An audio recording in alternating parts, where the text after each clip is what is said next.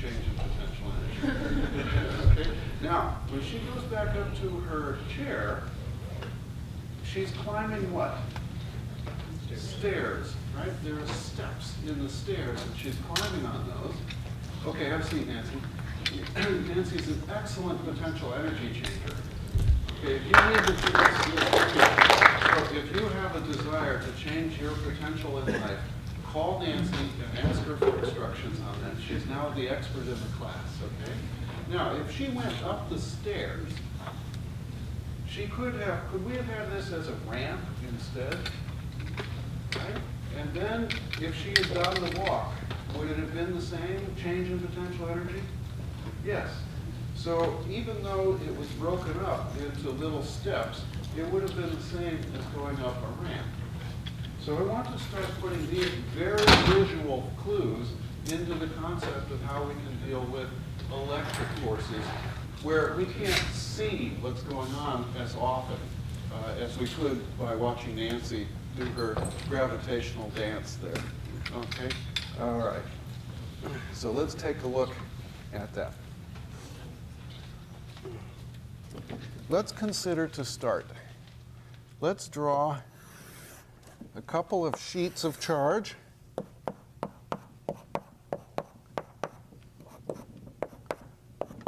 And I'm going to put them a fair bit of ways in separation, but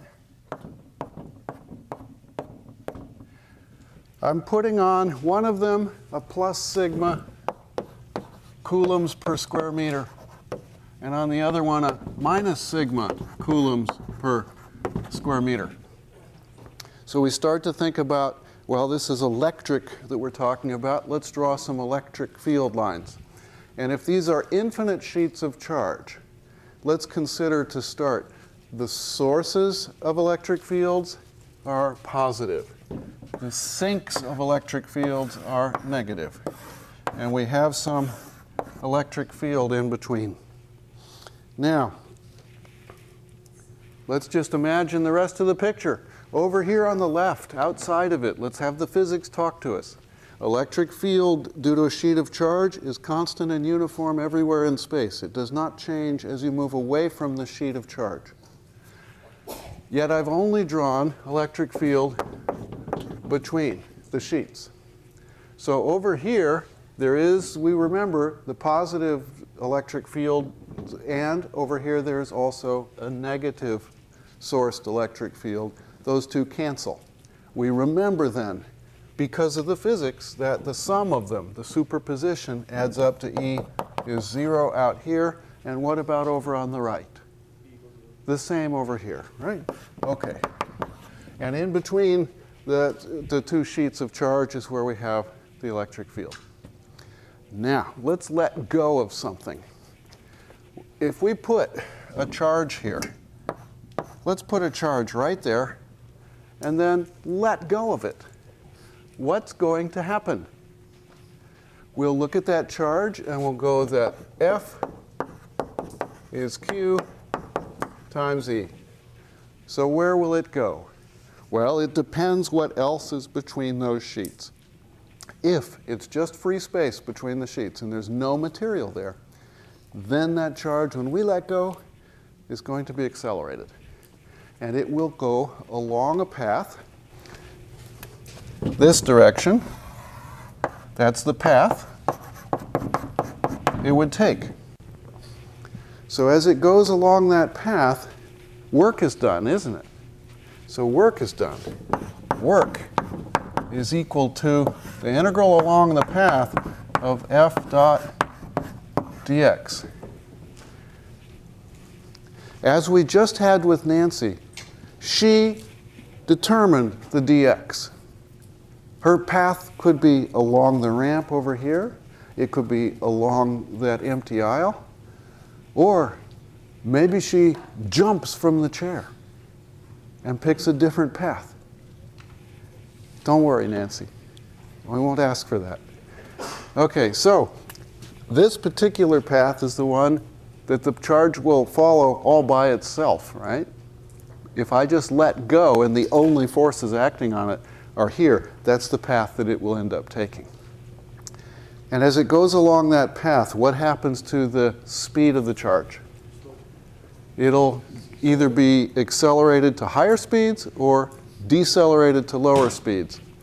If we have the electric field pointing this way and we have a positive charge, it's going to accelerate it along here to higher speeds. And you could apply your path calculations. Let's see, the acceleration is going to be just QE over m, right? We put that in here. And we do this one because the field is uniform in the sheets. Is it the case that the field will be uniform whenever a charge is accelerated? No. So you have to do the path that gets traveled has to take account. It's not always constant acceleration. You don't always have this parabolic equation. So the work done is going to be done by the force over the path that it takes. And what's this little dot in here? You got to watch out for those things. We have two vectors here, and work is a scalar quantity. So you got to keep a track of what vectors are playing roles, and when you have scalar quantities, they're not vectors. So you got to decide what you're going to do. That little dot needs to be in there because we showed when Nancy moved perpendicular to G that there was no work done. Okay, so this one's going to end up being integral of Q E dot dx. Along the particular path chosen, what happens to that dot product? Let's take a look. For the path chosen,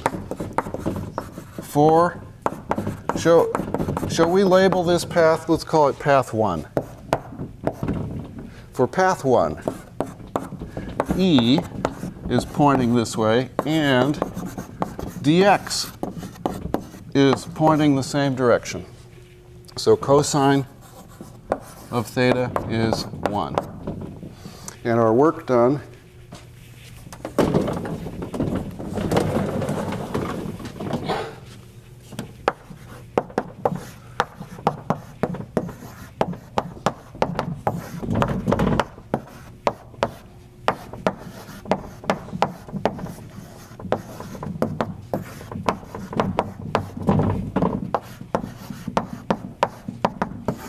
if you think of it like doing these kind of symbolic things, and here this is going to be 1 on path 1.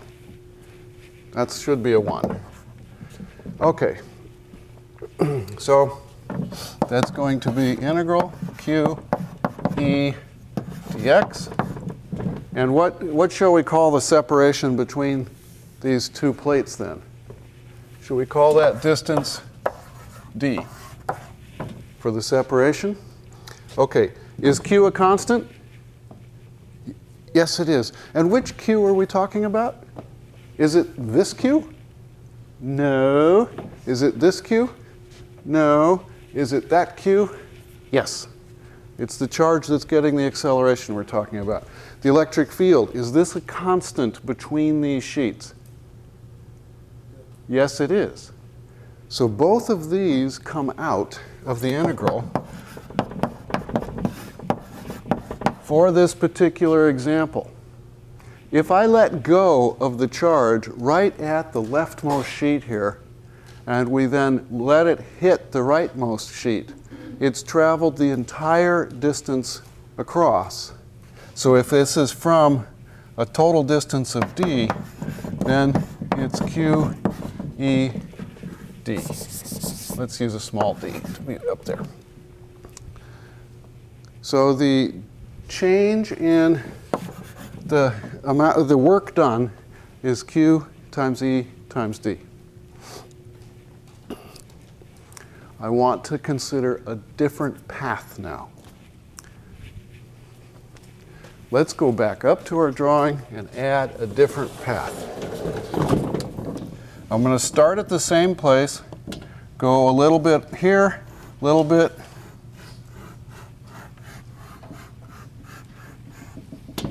This is path 2.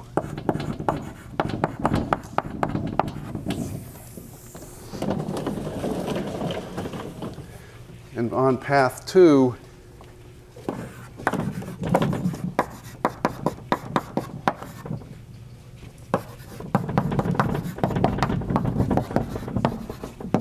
what's the work done on path 2?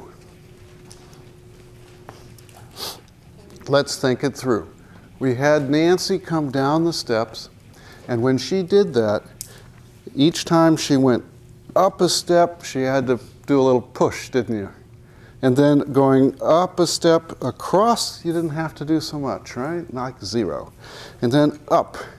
So what we've got is a series of paths. And if we look very carefully,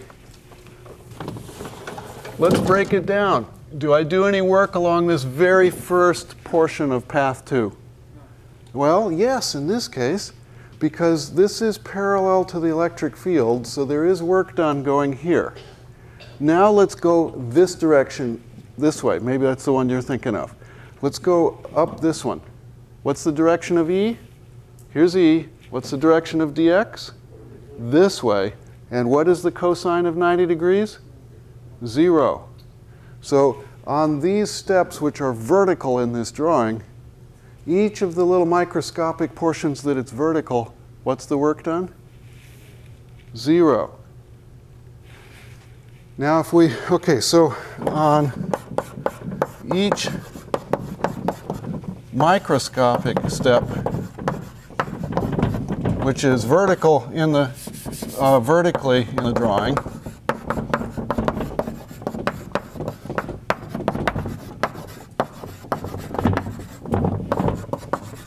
we have a dW equal to F dot dx, and that's equal to 0 because the electric field and the path direction are perpendicular.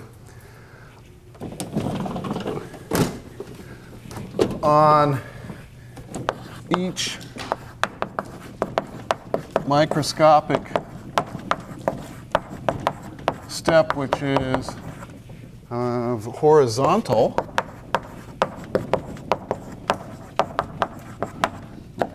we have in the drawing, right? Now we have dW is not 0. Now let's go back and look at our drawing again.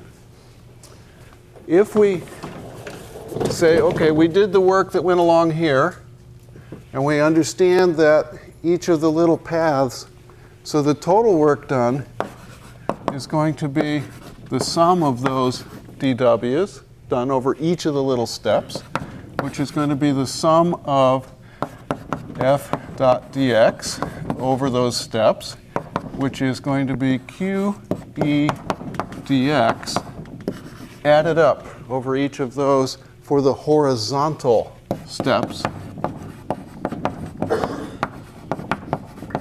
because the vertical ones go to 0 and disappear from that. Now let's look. If I take this first step and I get a little dx1, here's the next step to the right, dx2, dx3, dx4, dx5, and so on. If I add up each of those, how much length do I get that I traveled in the horizontal direction? Just the original d, the distance between the plates. So this works out to be, the work done on path 2 is the same as the work done on path 1. That which we have demonstrated, right? QED. So you can remember it from that. Quod erat demonstratum, or something like that. Anybody take any Latin when they, nobody knows this? Yeah, we proved what we set out to prove. Something like that, right? Okay, so now we've got two paths. Isn't this one very similar to the steps that Nancy took? We're doing electric field with charges but it's a similar kind of way of setting the geometry up as doing mass in a gravitational field. Ew, we could do any path we want. Should we design another one? What about woo? Would that be a fun one? Or we could take a different path over to here like that. How much work is done on each of these 4 paths then? QED is the same work done on path 3, on path 4, 1, and 2. So this is a curious thing. The amount of work done doesn't depend on the path taken. In a way, this should be a big relief to you, because you dealt with that in gravity and Newtonian physics, and well, isn't it nice that the world kind of has another thing that's similarly reasoned through, and so that works out. Suppose we put a little sandpaper in between, okay? And now we have some friction on the charges, or you slide down the steps on your butt, okay? If you came down the steps and there was no friction, you go from standing still up there at your seat down to here, what's going to happen to your speed? It's going to increase, isn't it? You're going to convert that potential energy to energy of motion, kinetic energy. And then you get to the bottom, if it was a bowl, you could be rolling up the other side back up to the same height in the gravitational well, right? But if there's some friction in there, it doesn't happen, does it? You slow down over time. Same kind of thing can happen here. If the charge goes along and there's no friction, then it's going to convert. All that potential energy, the work done will convert to kinetic energy. And so we get the conservation of energy the same way here. So we've got a change in potential energy. The work was done.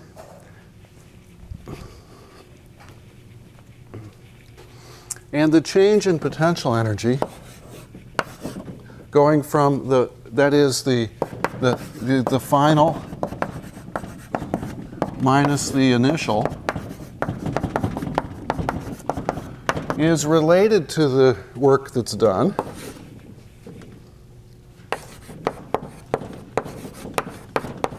As the work is done, the potential energy gets lower. So the more work that gets done, the lower the potential energy.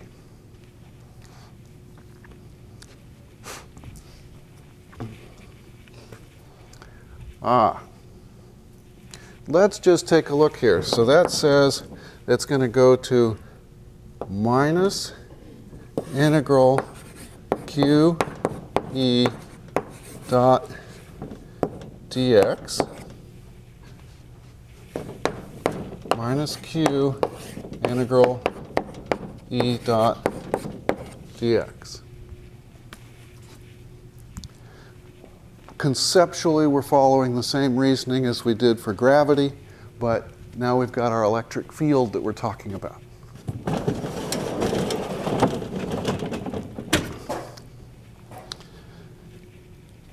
Change in potential energy is minus the work done by the field. Yes, question? Oh, why couldn't I take out E on the last one? I could and I couldn't. The reason I could, which is what you're thinking, for this circumstance, what is the electric field as a function of distance? It doesn't matter as long as you stay between the sheets. The electric field is constant.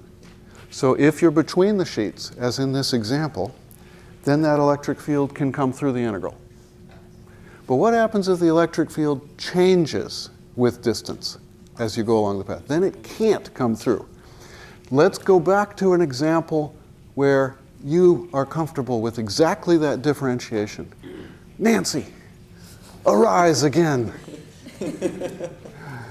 Okay. Now, Nancy is going to, do you mind coming over here and doing the stairs once more for us? Oh, no, wait. Okay, now, Nancy's up there. She's going to come down here. Okay, now, come down.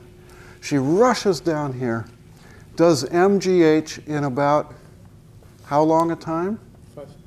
5 seconds. How many joules did it change? 1,500. What's the power? Watts that, you say?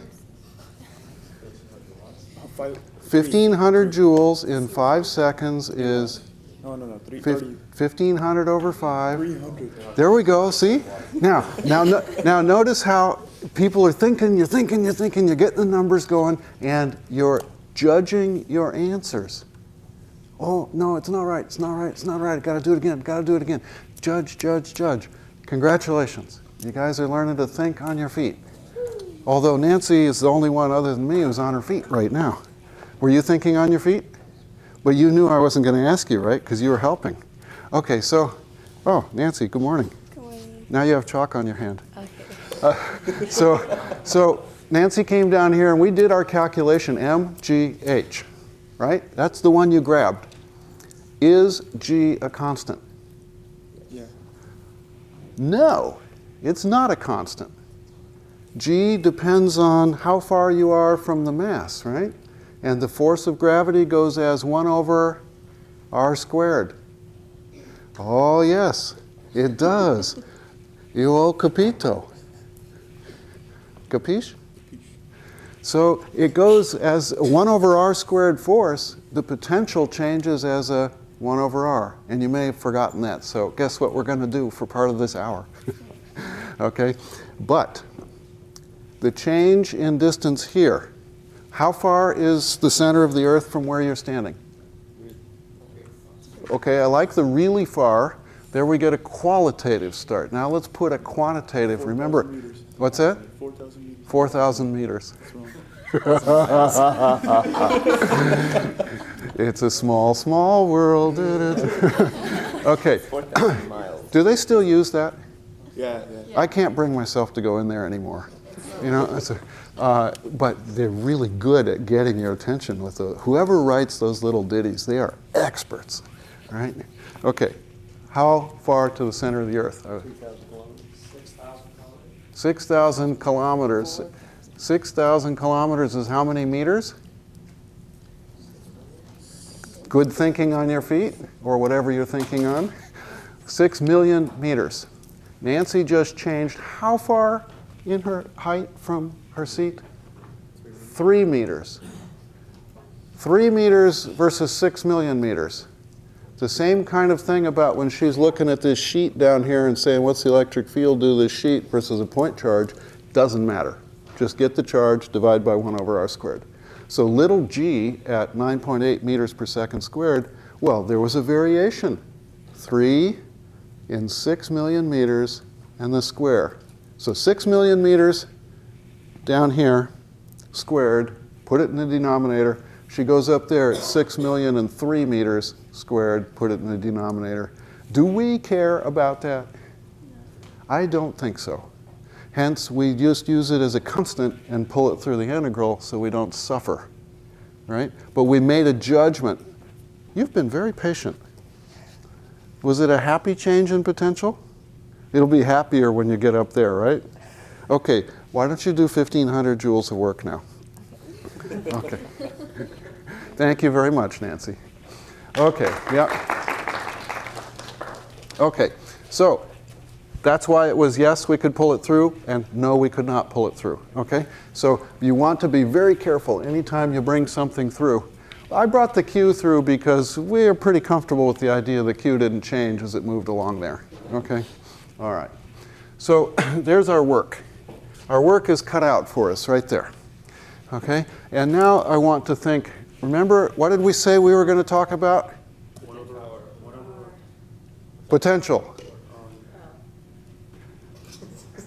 Potential, right? Okay. So now potential. This is potential energy, right? Potential is a term of art.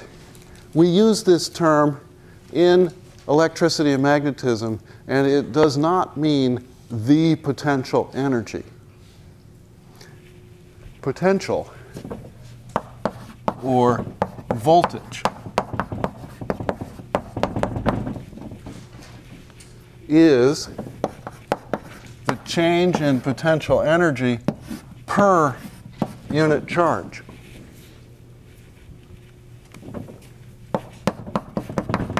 The change in potential energy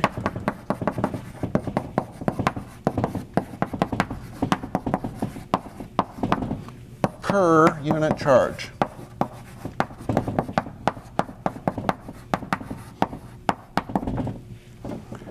This is a very helpful thing to think about. Let's look back to our initial drawing. If I had a charge equal to 1 and I move it across between the plates, I'll get a change in potential energy equal to that charge times E times the distance, the separation. Now if I instead had a charge that was 2, twice as many charges, by how much will the potential energy of that change? Twice the first one, right? And if I put 5 charges, then move it across the same distance. The electric field, the distance that being the same, I'll have done 5 times the change in potential energy. 5 times the work was done. So this is a useful commodity to consider. And we call this potential, we use a capital V. Now, depending on where you're looking, if you're way in the back of the lecture hall, I may have written a capital V here, but to you it's a small v.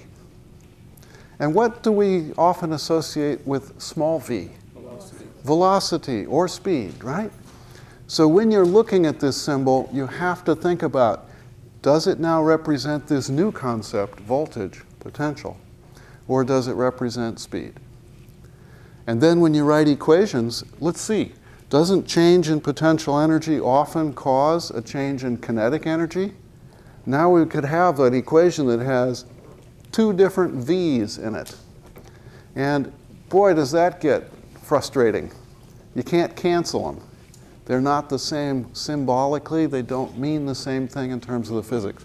This is often times where people will make a little boo-boo. Okay, so we don't want boo-boos. So voltage.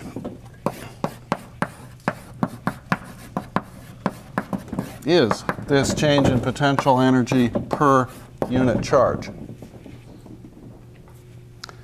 Okay, so we have the electric field, which is the force per unit charge.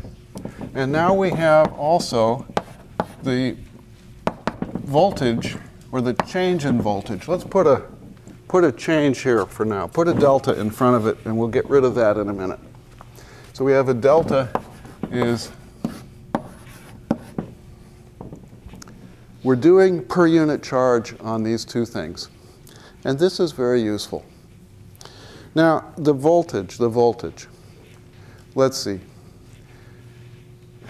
When Nancy comes down and goes back up, she changes her potential energy. But we don't have anywhere on that any calculation of where the potential energy is 0. We've arbitrarily chosen where the 0 is, and typically we'll pick it to be either the start or the end point, and then it's convenient for our calculations. Or if we're doing something with, like there's a sphere of mass, and you calculate potential energy, the convenient place for the 0 of potential energy is at r equal infinity. It's mathematically convenient and physically reasonable. So we pick oftentimes an arbitrary choice that the potential energy is 0 at an infinite distance away for gravitational objects. We have the same issue here. We don't have a really good guidance as to where a 0 should be for potential energy related to electric forces. So we're going to pick, and we will pick where we want it to be. If we're dealing with point charges separated by distances, let's use the same convention that we used for gravity. 2 charges separated an infinite distance from each other, the potential energy is 0 at infinity. Let's use that. Okay? That is the common convention. You don't have to do that, but it's what everybody's thinking who practices this stuff. Now, the next thing that comes along is, well, we do a lot of things where we don't consider going out to infinity because we're here in this room. And so we look for a common place, a common place. We want to have common ground to stand on. Those two words, common and ground, mean the same thing in electric terminology, and typically, it's extremely frequent that we will choose the earth that we are standing on to be the zero in potential. The earth, that which holds us here in place. The electrical potential of the earth is often taken to be the zero for potential energy. And we call where we choose the zero to be the ground. Well, that's very helpful with that particular word. Since we're standing on the ground, why not call it the ground? Okay? And it's also called common. So you'll run into either of those kinds of terminologies. But ground is often the earth. And we'll use that terminology. So zeros of potential could be any way you define them to be, but those are commonly taken at infinity or the earth. When you're doing some kind of measurements on things, you get to pick. So you may not choose that the ground is the earth, but it's up to you. So you want to kind of always think it through. What's the problem being approached? Okay, now let's take a look.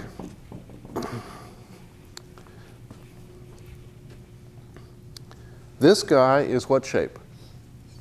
Sphere, okay? If we put some charge on it, we see the electric field. And now, unlike Nancy, when Nancy came here and moved 3 meters versus the radius of the Earth, her delta x, 3, compared to 6 million, was small. What is the radius of this sphere? It's about diameter of what? 20 centimeter diameter, say. What's the radius? 10 centimeters. We decided on the gravitational side we could treat g as constant if delta x was small compared to the separation that we were considering. And the particular separation we were considering here was the radius of the Earth. If we look here, then, and we think about moving out here, if we wanted it to be a constant electric field in our considerations, any movement we made would have to be small compared to our distance from the center of this sphere. So if I compare at the surface of the sphere and twice the distance out, that is not a small move, is it? That would be the same as Nancy starting out at 6 million meters and going to 12 million meters. That would be cool, wouldn't it? That's going into space. You will die. But you'll certainly have a lightness of being, because the gravitational force would be how much reduced compared to here? If she doubled her distance out, how much will g be reduced?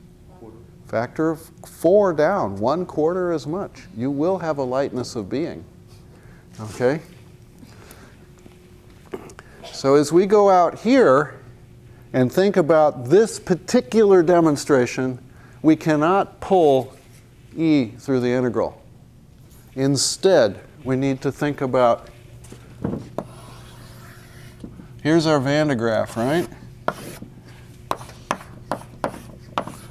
Van de Graaff. That's the name for this thing. Van de Graaff generator, right? Van de Graaff generator. So here, now we're going to go from r equals the distance to the surface of this sphere, let's call it A, and then we'll go on out some distance from there. The change in potential. The change in potential So that's going to be related to 1 over 4 pi epsilon naught q on the sphere divided by r squared times dr if we're going out. And we have to go from some starting place, some initial start to finish. What do we see there? Now, I did a little quick thing there, didn't I? This is supposed to be a force that's in here. And doesn't the force have 2 charges? Q1 times Q2. Why do I only have 1 charge in there? Because I'm finding the change in potential per charge.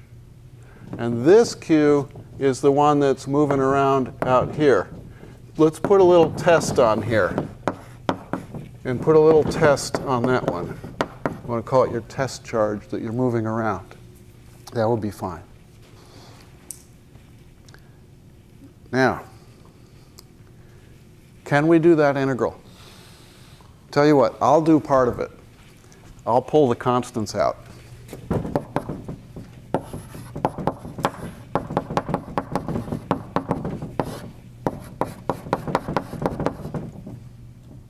Oh, that's all the constants I can pull out, huh? Can you do that integral? Okay, now here's what we want to think. Remember, let's see, the other integral we did recently was an integral of cosine. When you do the integral means antiderivative. So you think the final answer in your head and then do the derivative, and if it worked, then you got the right answer. That's the one thing that's fun about math. Sometimes guessing the answer is the fastest way to do it. I'm sure mathematicians don't think like that, but I don't know how they think. So I think sine function, sine, yes, derivative of sine is cosine, bingo, done. So I know the integral of cosine is sine. Let's think about this. What function, I got to get a 1 over r squared. What function, if I take the derivative of it, gives me a 1 over r squared? Natural law. Well, close on it, but not quite. That'll happen 1 further up from here. So we think natural log, we try it in our mind, and it's denied by one of the study group members, right? But another try. 1 over r? Yeah, let's think about 1 over r. What's the derivative of 1 over r squared? RR, right? You get a, what's the derivative of 1 over r gets you a 1 over r squared, right? Remember the x to the n plus 1 goes down to x to the n when you do the derivatives, right? So what we've got is a 1 over r here. So the change in potential is proportional. Well, we got a q sphere over 4 pi epsilon naught. And then we have 1 over r evaluated from start to finish. And do we need to put a minus sign in? Can we be a little sloppy with our math? Does it matter? If we're doing the physics, the sign will come out correctly as we think about it at the end. So when you do these integrals and you're doing them fast, you don't have to worry about the sign if the physics will tell you. If we move further out, should the potential get higher or lower? Depends on the sign of the charge on the sphere, doesn't it? Let's put a positive sign on the sphere, and then as we move further out, the potential will get lower if the charge we're moving out is the same sign. Now, there's the difference between gravity and electricity. Nancy has 50 kilograms mass, 1 m Nancy. And there is no minus 50 kilograms. There is no negative mass out there that we know of. Maybe some will get found in your time, but I don't know. Anyway, we don't have negative masses, but we do have negative charges. So we can have the combinations. But if the charges are the same here and on the test charge, the further out you go, the lower the potential. So we should be able to keep our signs right by worrying about that. So we see here that the potential goes as 1 over r going out, dropping down. That means for the little rice that we put here, life just got more complicated this lecture than a couple lectures ago, didn't it? As this guy's getting accelerated up here, is the electric field constant? No, it's not. It's dropping as 1 over r squared as you're going up here. The potential, the change in potential, is dropping per step taken. It's dropping. It's getting easier and easier, right? So the problem just got a little more complicated because the scale of distance is comparable to the radius of this sphere. The scale of distance that we moved is comparable to the distance away we started out from. Both of those dimensions are similar. We can't ignore the details. We can't do MGH here too well. It'll give us a little bit of a guide, but it won't give us the final answer. Okay. Shall we do a zap? Okay, let's do another zap then. Let's see, we need a volunteer. It might be a better day today. Are you interested in frizzing your hair? You could say no, so shall we try it and see if we can frizz? Okay, you've got good tennies on. Let's do that. Could we borrow your notebook as a little insulator?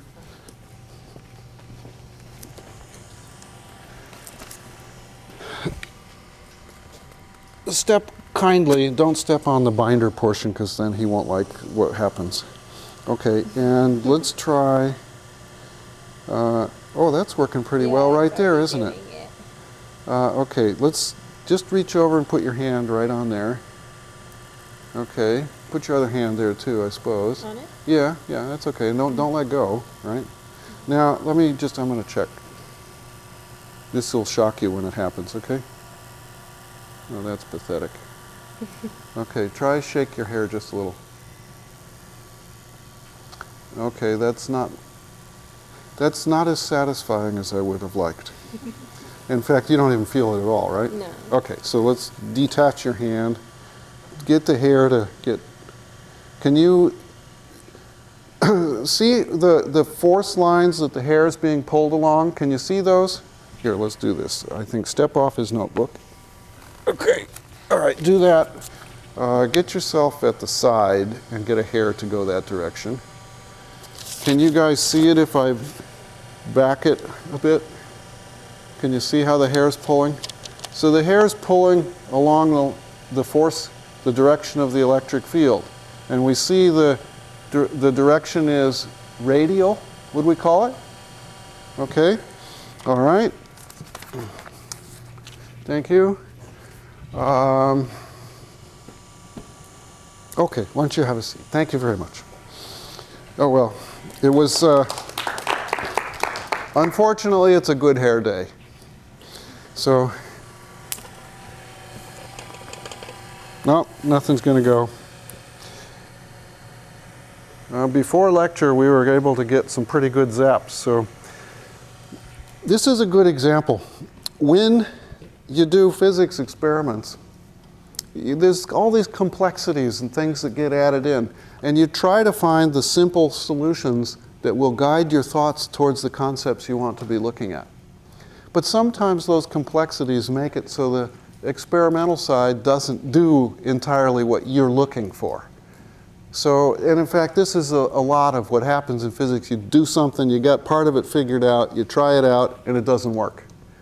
So you have to have a very high tolerance for frustration.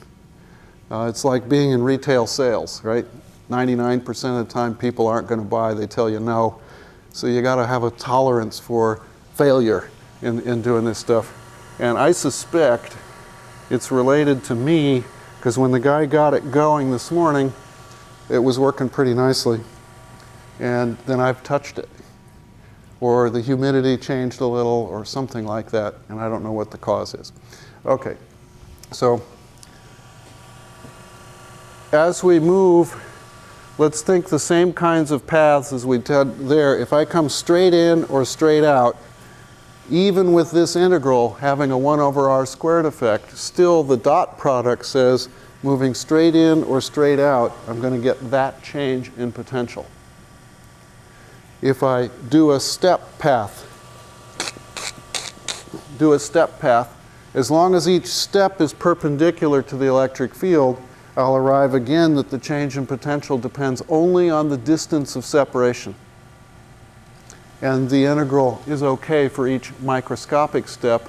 I'll get going outward along the radius, I'll get a contribution, and then when I go perpendicular along a constant radius path, I get no change in potential.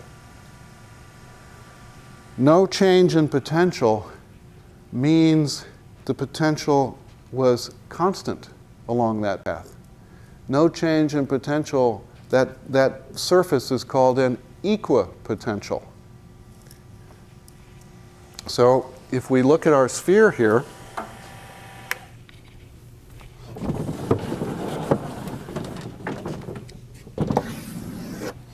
we have electric fields going out like this, electric fields going out, and the change in potential happened as you went radially out. But if we look along this path,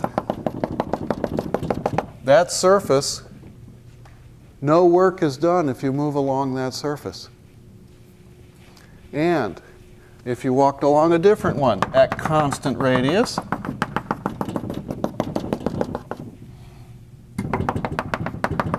no work is done as long as you stay on that surface.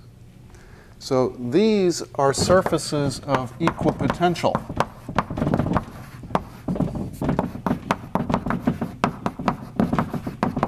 This is the same as walking along aisle E of the lecture hall and not going up and down in gravity. Equipotentials. Surfaces of constant voltage. Okay, constant voltage surfaces. As I move in from one equipotential to another, I take a small step. As I move in from one equipotential to another, I have a small change in my potential energy, don't I? And that change is driven by the electric field. If there's no electric field, there's no change in potential energy.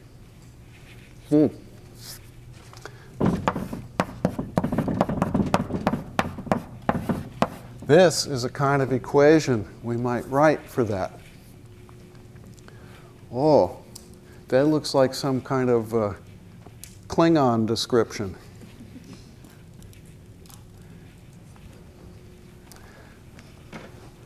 What symbol do you think of for this? What's that symbol? Gauss's flux, you might use it. And what's it? A letter of what? Phi. It's a phi is correct pronunciation. Phi, it's a Greek letter, right? Instead, you want to say phi, right? Yeah. Doesn't everybody want to say phi?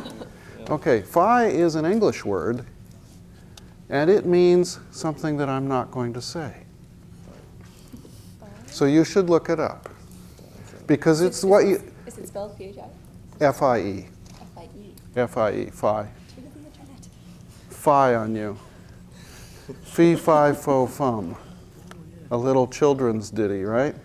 I will not tell you what that means. You can look it up. Okay, I would not use such a word in public. And you're still going to think that while you're looking and doing some of these calculations. Okay? So you would want to look at this. This is phi or voltage, phi V U per, right? These are the things that we think of. And what's that upside down delta? Is that a drunk fraternity person?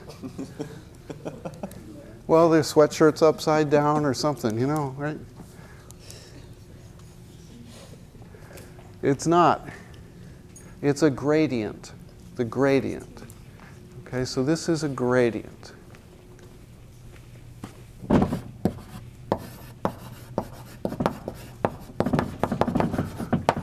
Okay, let's think gradient. If it's a steep gradient, have you ever heard that term before? A steep gradient. It means that truck drivers are going to have to worry about the brakes or whether they got enough torque to get up the hill, right? So a steep gradient means a steep hill. The minus sign outside says, find which direction is steepest with the gradient symbol. And then the minus says, turn around and look the other way. It's going downhill. So this says that the electric field points in the direction opposite to the greatest rate of change of the potential. So this gradient symbol is, we write it as x hat d by dx plus y hat d by dy plus z hat d by dz. Oh, and that's not very satisfying to see that either. And now you're thinking phi again, right? Okay, what has he written there? The x hat.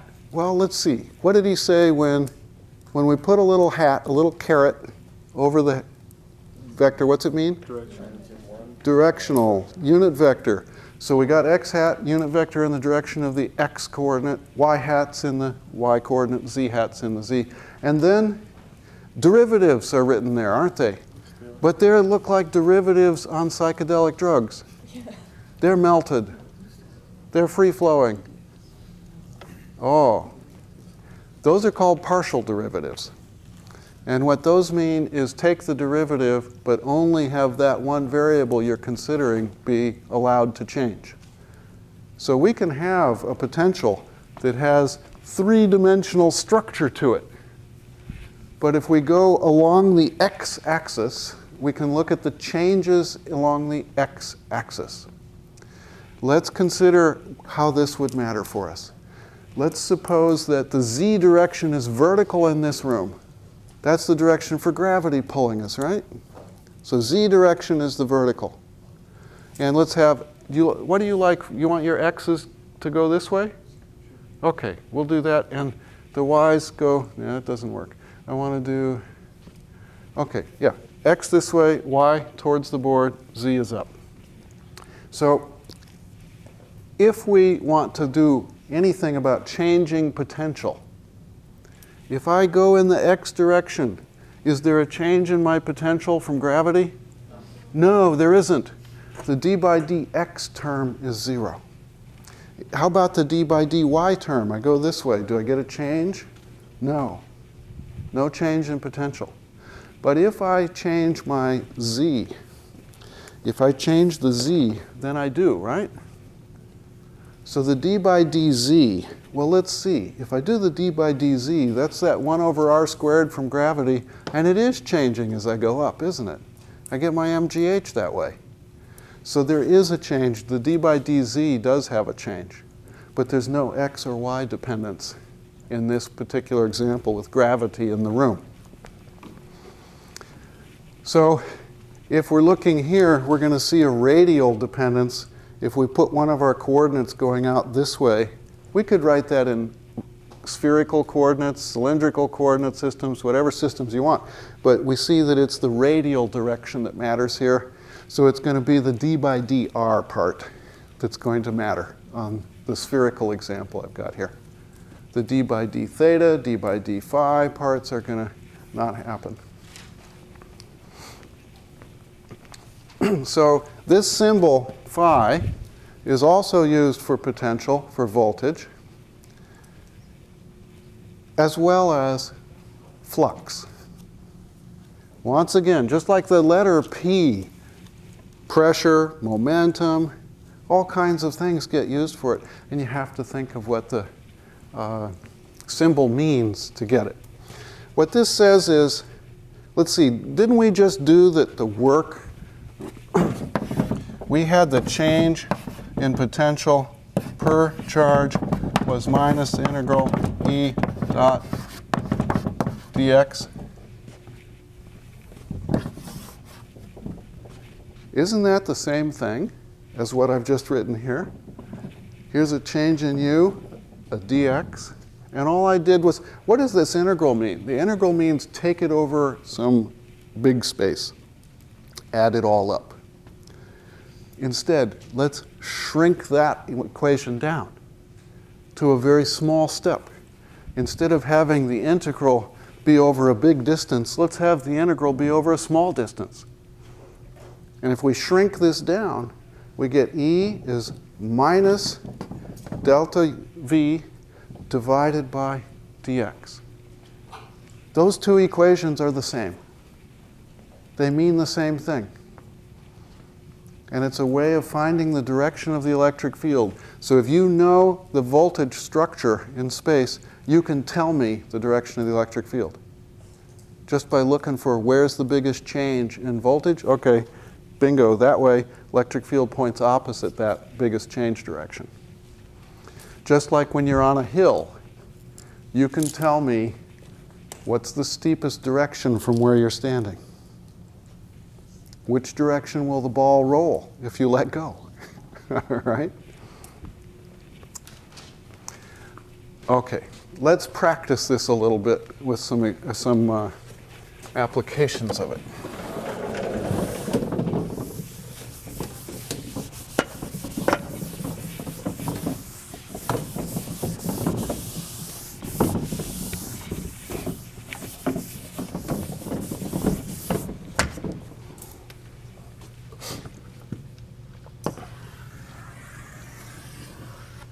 Here's some arbitrary conductor.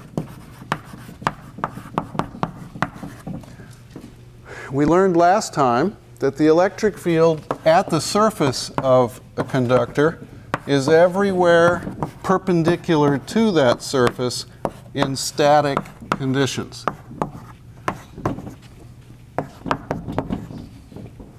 So if we have, and we know that the electric field had a magnitude of sigma over epsilon naught. But sigma can be a function of position. So it doesn't have to be constant on that surface. But we know the electric field is pointing out, perpendicular to the metallic surface everywhere. So if I want to ask myself, what do the surfaces of equipotential look like near this object, they all must follow the contour everywhere they're perpendicular to the electric field.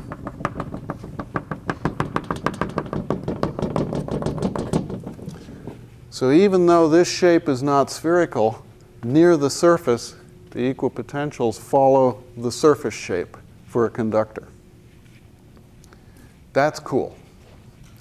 That means that if you want to make uniform structure where you've got an idea of what the equipotential surfaces are, all you got to do is put a conductor down somewhere, and then your geometry right above that surface has equipotentials that are parallel to that surface. Very nice arrangement to make. Let's look at between two sets of charges.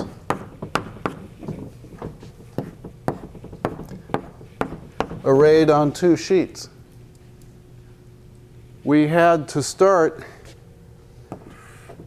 here's the electric field, like that. Now we know the equipotentials are parallel in here, perpendicular to the electric field. So this one would be V1, V2, V3 for equipotentials that I've labeled in that drawing. Which one's at the higher voltage, V3 or V1, compared to each other? Is V3 greater than or less than V1? V3 is the highest, right? You go downhill as you go to the right. Now let's complicate things a little just to remember that we can have pluses and minuses. If I let go of a plus charge over here at the left part of this drawing, which direction will it go? I let go of a plus charge. There are pluses over here repelling it, and minuses over here saying, hey, come over to our side. It's going to go to the right. If I put a minus sign over here on the charge and let go, where's it going to go? It's going to go to the left. So plus charges go downhill on potentials, but minus charges go uphill. If you take a ball and let go of it up where Nancy's sitting, it will roll down here.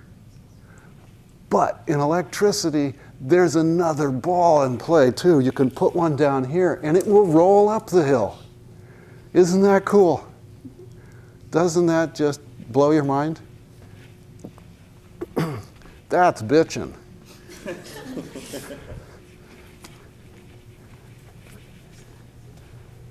Okay, so we have to really keep track of the plus and minus signs of things. Now I want to complicate this second drawing a little more.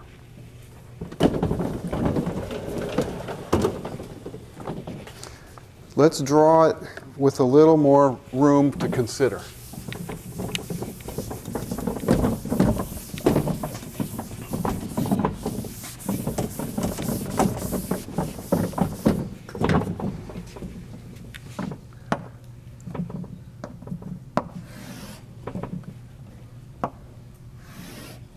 So we got our plus signs.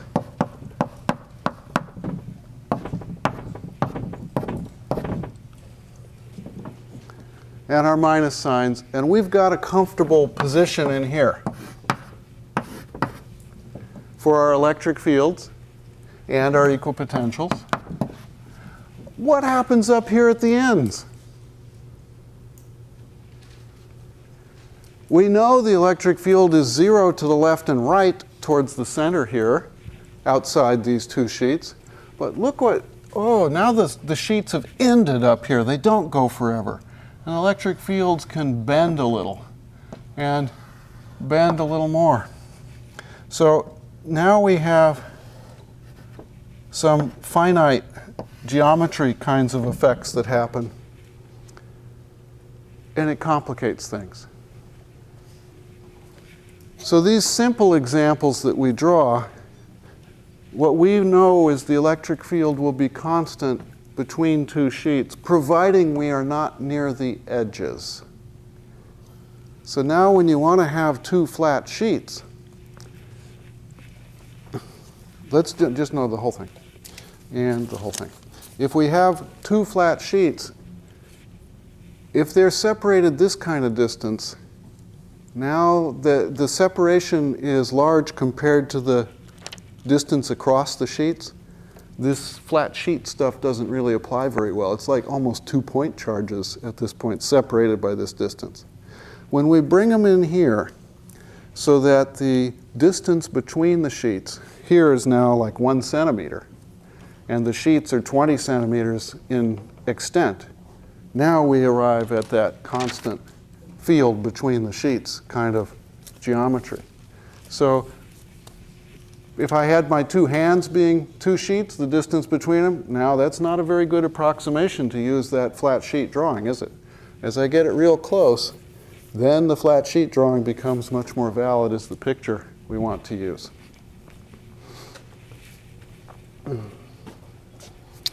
Okay, let's think back to one last topical element. We have this sphere up here.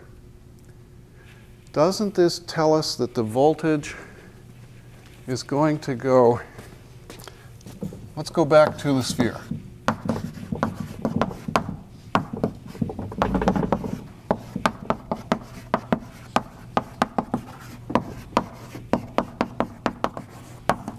So we go back to the charge sphere. We see that the voltage was on the sphere is, let's see, where's our equation up there? Q on the sphere divided by 4 pi epsilon naught 1 over r of the sphere.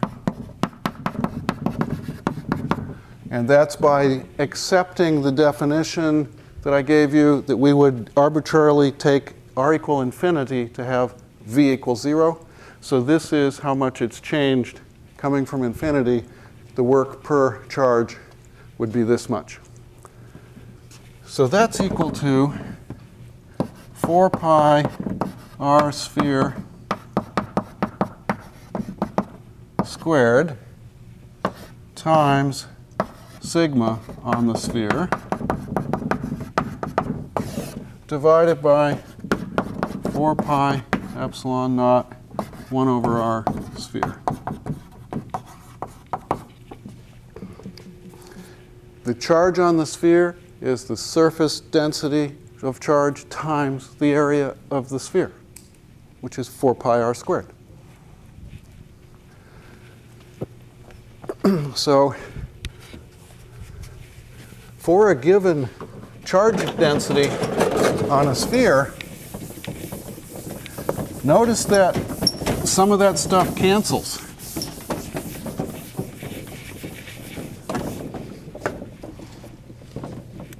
That V is, oh, look at that. That guy cancels with one of these, right?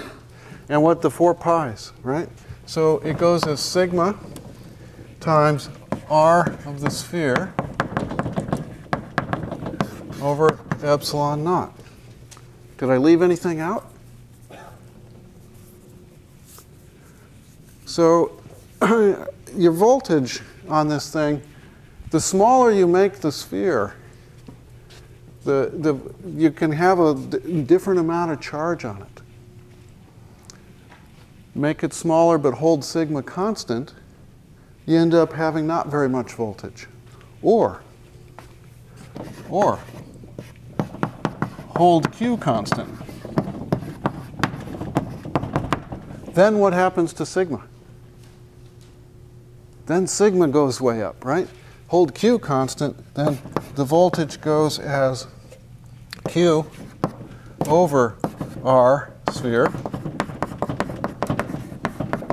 And if we make the sphere radius smaller, what happens to the voltage? It goes way up.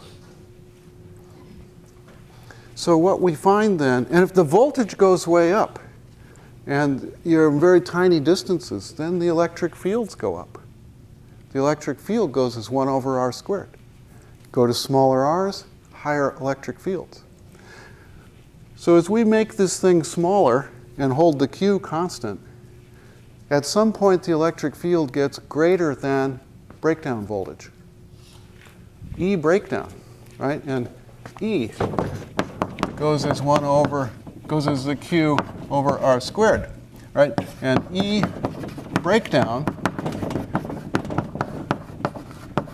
is about 3 times 10 to the 6th newtons per coulomb in air, in normal air, room air, right? So if we put enough charge on and make this small enough, E breakdown is instead written more commonly as 3 times 10 to the 6th volts per meter. And volts are the units of potential energy per unit charge. You can make this thing break down the air, and that's what made the sparks that we experienced. So since you saw how long the distance was to make the spark, you can tell me how much charge was on this sphere, because you observed what it took to make this happen. You have these geometries here, and you can tell me roughly what the voltage on that sphere is, how much charge was on that sphere. You can do those calculations. Do you think I ask people to do that? Just go back and look at some of the old tests, right? They're out there, you can get them, and we do that. So, I've snuck in this idea of volts. And the potential energy is Q times V. We would write it like this, but typically you'll see people just write it as without the deltas because everybody's thinking we know this already. And Q is how many coulombs? So one electron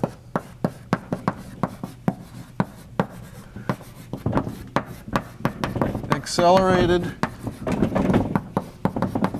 across 1 volt delta V has a delta U equal to 1.6 10 to the minus 19 coulombs times 1 volt. So that's 1.6 times 10 to the minus 19 joules. That's E times V, Q times V. E of the electron, and we call this 1 electron volt. 1 electron volt, 1 eV.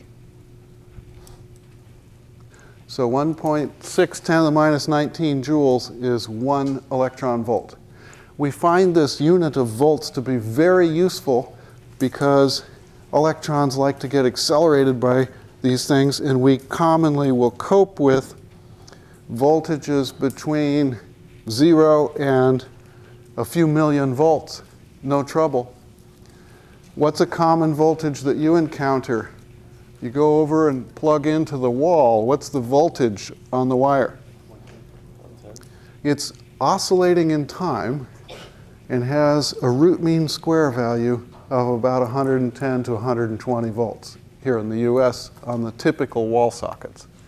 We also have 220, 240, 480, 14,000, 13,800 or whatever volt lines coming in.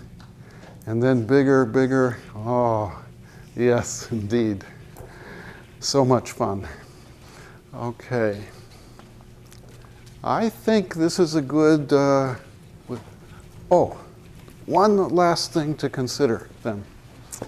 If you have some charge and you put it on a shape like this, and you go along, suppose you want to rub your feet on the carpet and spark your sibling on the back of their neck. Do you use your finger? Yes. Why don't you just use a flat hand? The surface being flat causes the electric field along it to be less.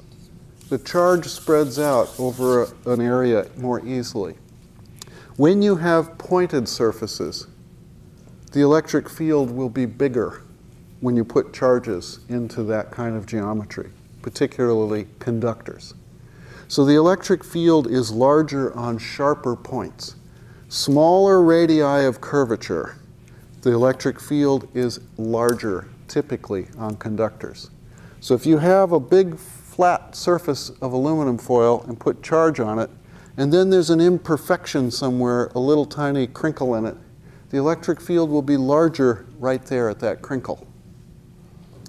So whenever you're adding voltages to things, they will most commonly start to make a corona discharge, an arc or a glow or whatever is happening from the sharper points.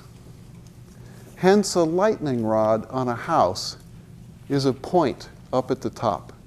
The roof of the house is fairly flat. You put that rod up there and then wire it down to the ground, and it will take the strike because the electric field will be higher at the tip of that rod. When you look at electric wires that you see up in the towers along the roads. You'll notice the insulation that holds the wires has little shapes like this in it to keep smooth surfaces without rough edges and to make the path along that surface longer to reduce the chance of an arc or breakdown on the wire. On the other hand, you get a good earthquake at night and it shakes the wires and all. Go out and look at what the transformers and things are doing. They're all going nuts because they get little breakdowns happening all over. It's very beautiful to see, but it can be expensive. Okay. All right. See you guys tomorrow morning.